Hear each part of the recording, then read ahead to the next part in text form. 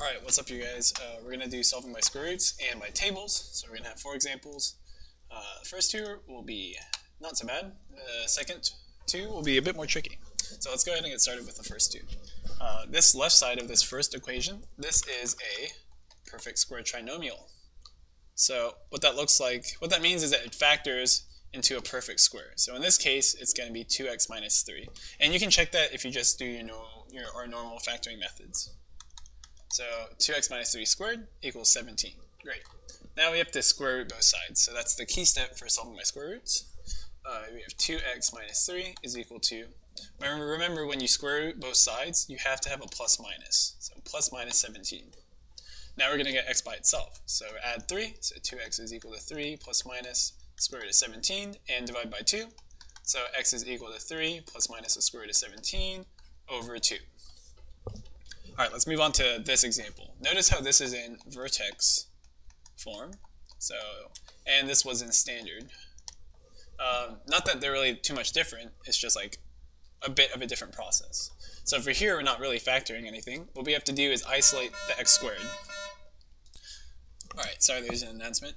Anyways, I'm going to isolate the x minus 1 squared. So I'm going to subtract 4 on both sides. And then I'm going to divide by 2 on both sides. Or divide by 3, sorry. And I get x minus 1 squared is equal to 2. So now it's the same stuff. You square root both sides. So x minus 1 equals plus or minus the square root of 2. Remember that plus or minus. Now we have to add 1. So x is equal to 1 plus or minus the square root of 2. Alright, let's go ahead and move on to the next pair of examples. These have a bit of extra spice, and you'll see what I'm talking about. So this is the same thing, it's in standard form, it's a perfect square trinomial. So this is going to end up being x minus 1. Sorry, this is going to end up being x minus 1 squared is equal to 98. So now we're going to square root both sides. So this is going to be x minus 1 equals plus or minus the square root of 98.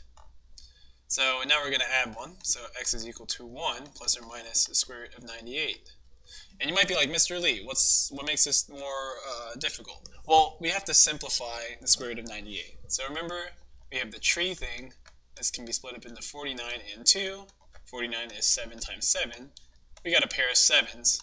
So we can take out a 7. So 1 plus 7. Square root of what's left over is 2. So this is our answer.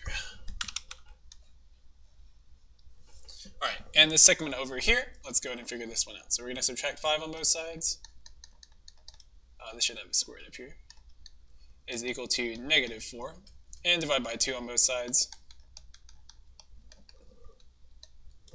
And now we have to square root both sides. So we have x plus 1 equals to plus or minus the square root of negative 2. And we're going to subtract 1. So x is equal to negative 1 plus or minus the square root of negative 2. And we also have to simplify what's in here, except this time with a complex number. So x is going to be equal to negative 1 plus or minus I root 2. Alright, so that's it for solving by square roots. Of course, they can get harder or they can get easier, but we're going to go ahead and continue on with a table. So a table is, I think it's probably the easiest thing that you're going to do all year, in my opinion. To solve by a table, all you have to do is go to the y-coordinates, find where that's equal to 0, and your answers will be the corresponding x-coordinates. So negative 2 and 0 in this case. And that's literally it. Alright, so that's going to be it for this video. Hope you have a great day, and see you in the next one.